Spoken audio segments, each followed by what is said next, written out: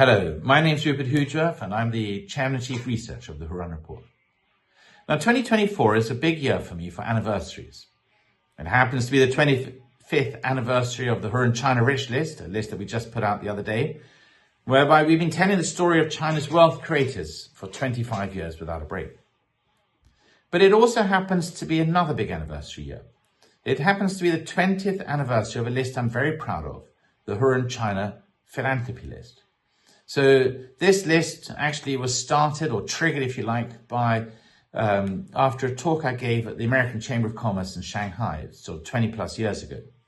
And I remember talking about the stories of China's wealth creators, and we got to the Q&A session, and an American lady asked me, so I can see that these people make a lot of money, but how do they give back?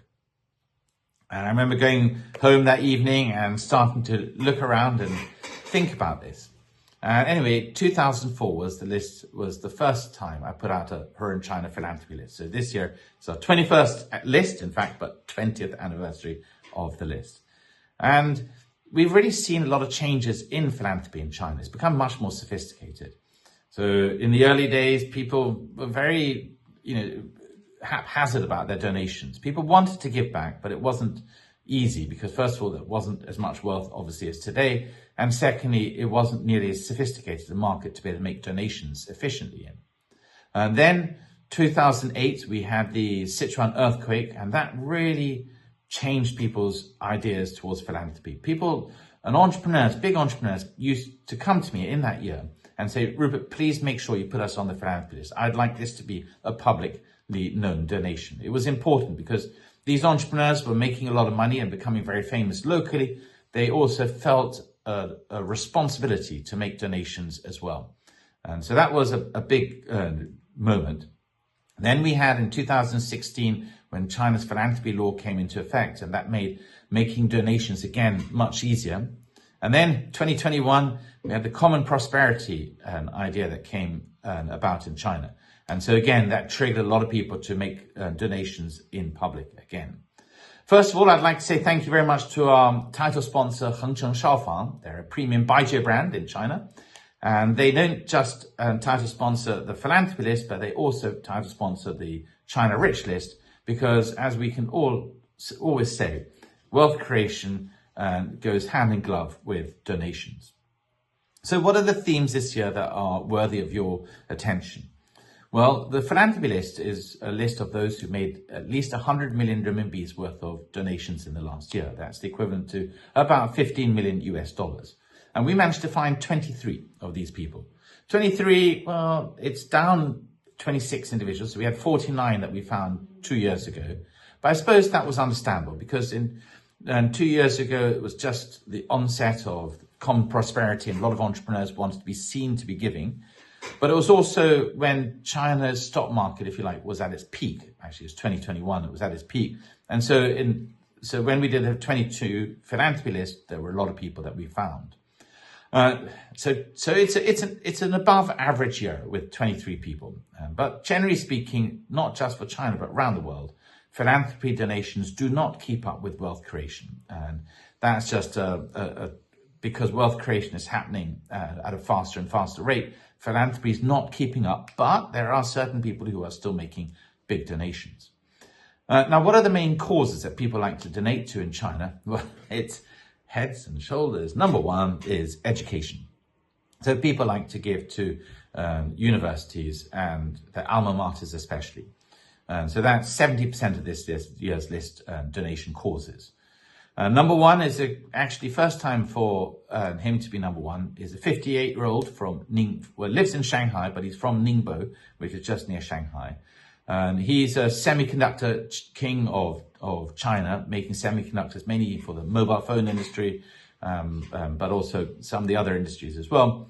And he's donated 750 million US dollars equivalent to build his own university in Ningbo. So he's saying thank you to his hometown, Ningbo, and he's building a university called the East China Institute of Science and Innovation, or something like that. And he's committed to actually pouring 30 billion renminbi into this university over the next few years. This is his first serious donation. Been on the list once before, but relatively minor, but compared to this. So this year, $750 million went out of his account to set up this new university. And we've seen a number of entrepreneurs over the years build, their own universities. Perhaps the most famous is Cao Wang from Fuyao Glass. He's sort of been very outspoken about the challenges he's faced about building his own university. And he's spent well over $1 or $2 billion to build the Fuyao University. And that's now up and running. The campus you can see, and you can see where the money's gone. And Li Ka-shing has donated a university in Shantou, which is his hometown. And so I suppose people, not very many, but a handful of people have donated money to building a brand new university. But for most people, like number 2, this is Lei Jun of Xiaomi, and he's taken the best part of $200 million and donated it to Wuhan University, his alma mater. So I think people in China are incredibly grateful to the university where they got their education. And it is the number one cause that people like to donate to. And I suppose it's an element of pride as well, isn't it? So, if I graduate from a university and then I make it, and then able to donate and give back to that university, that's a real sense of achievement. I suppose it's a bit like giving back to your hometown. Is where you feel truly grateful for in your journey as an individual in life, but also as a journey of being an entrepreneur. Perhaps a lot of people got their sort of first ideas and inspiration from their universities. So anyway, there you go. I mean, that's just a very brief overview. I know there's loads more to this list. And one of the things that we did this year is we tried to look at, which individuals have really, over the year, have actually made big donations, and that you can actually see the impact of their donations. So you've got that there. One of the things that always slightly bemuses me is people from Fujian province. They, on the China Rich list, they've never been number 1 or even number 2. But they're sort of often number 4 or number 5 on the China Rich list. But on the Philanthropy list, they're always, if they're not number 1, like they are this year, number 1, in terms of the most people on the list come from Fujian, then they're number 2. I mean, it's phenomenal. There's one guy from Fujian called Hurun. He's a real estate developer. And do you know, he's been on our Philanthropy list every single year for 21 years.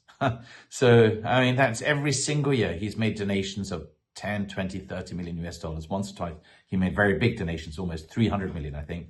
But anyway, so Fujian people, and they're the most generous, and relatively speaking.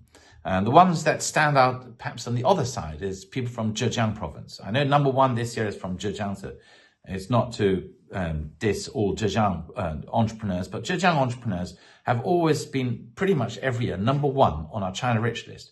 But only 6 out of 21 years have they actually been number 1 in terms of number of individuals on the Philanthropy list. So perhaps they have different ways of wanting to give back to society.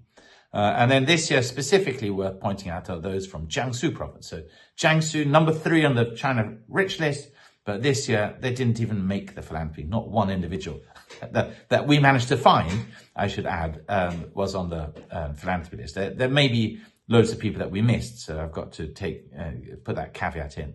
Anyway, hope you like the stories of these philanthropists.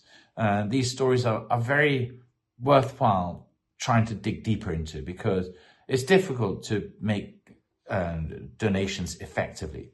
And, there's a whole load of sort of stakeholders in the whole philanthropy industry that can facilitate and also make it harder to be really, really efficient. So there's a lot of lessons to be learned from these people. And perhaps you can go out one day and start doing philanthropy as well. I've got a personal sort of recommendation is, I reckon that each person, doesn't matter how big you are, how small you are, should take 1% of your net investables, meaning not including your house, that sort of thing, 1% of your net investable wealth, and donate that every 3 years. So I don't know if you can achieve that, but maybe you can have a think about it. Thank you very much for watching.